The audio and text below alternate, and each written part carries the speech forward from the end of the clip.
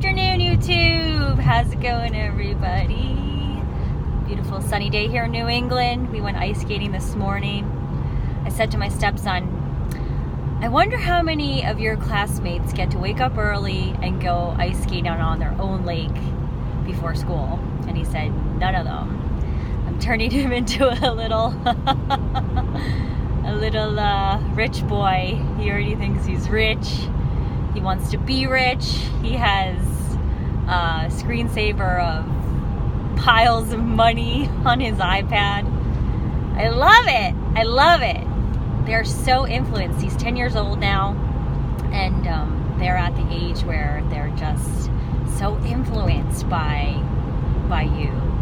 I never realized before just how much they are influenced by their parents. And you know, I'm the stepmom. I see him half the week, every week. I'm a huge influence on him. My husband is telling me he's never known his son to be this way before, to think about money, to think about work and how to invest and all of that stuff. It's awesome. Anyway, I digress. I want to make this video because I'm definitely not a guru, I would say, on the subject matter, but I feel like I know enough at this point to give people some tips on how to get on the path to financial freedom. I'm definitely not at the point in my life that I feel like I'm financial free. Looking from the outside in, perhaps you might think I have it all. I'm rich, I'm wealthy, I'm financially free, but I'm just not satisfied yet. And I really think that's part of the journey. You can never be satisfied with what you have. You have to keep striving for more. You have to keep finding ways to gain more gains, like how you would do when you're working out, when you're bodybuilding, the gains. You know what I'm talking about? You want to make the gains financially. And so I believe the first step is, and it blows my mind, but you know, hey, like 70% of Americans, they really actually have no idea where they stand financially. Like they've never actually created a financial statement. What are my expenses? What is my income? What is my interest? Am I making interest? Do I even have a savings account? Do I have a checking account? You know, so the first step is definitely to sit down with your computer, Microsoft Office, spreadsheets, and figure out where you kind of are at. Are you in the red every month? Are you in the black? Do you even know what in the red or in the black means? These things are super important. Really simple stuff. You want to know if at the end of every month, are you even able to save? Are you in the position to save? Or are you just draining yourself? Are you living on credit cards?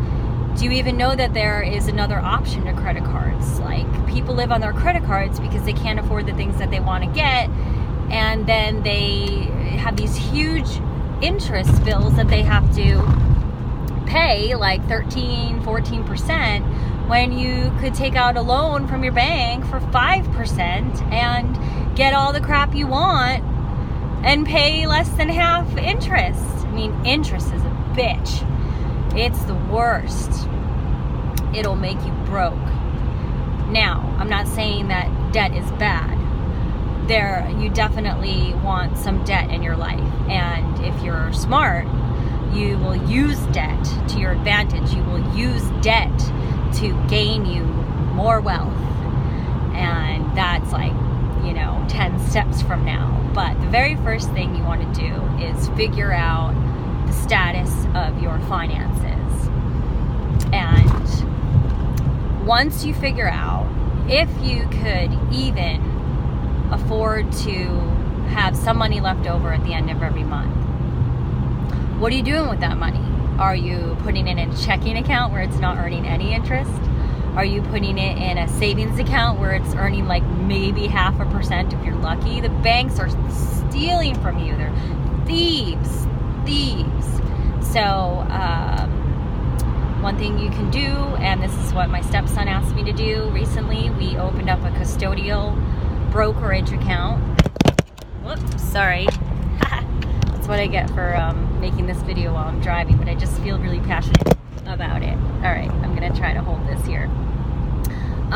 So we opened up a brokerage account, and I bought 2 different stocks. We had $500 to work with, and we're just gonna sit back and watch the stocks grow and collect on the dividends. Now you definitely want to you want to get stocks that pay a dividend yield. So one of the stocks that we got pays 6%, and the other stock pays, I think, like 8%. It's like awesome. I mean, these aren't like big money stocks, but it's nice to know that you're going to be paid a hefty interest at the end of the quarter, as opposed to 0.5% that you'll earn at the bank, or no percent if you don't even have your money in a bank account.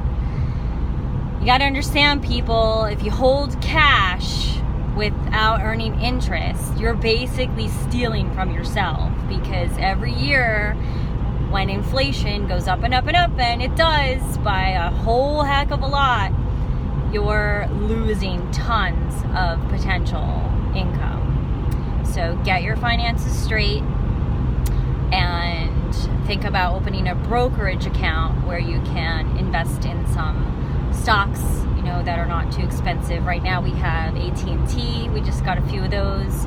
We just got this new one called HIHO, H-I-H-O, and it's like a railway one, and that's the one that pays like 7% dividend. So definitely look into that.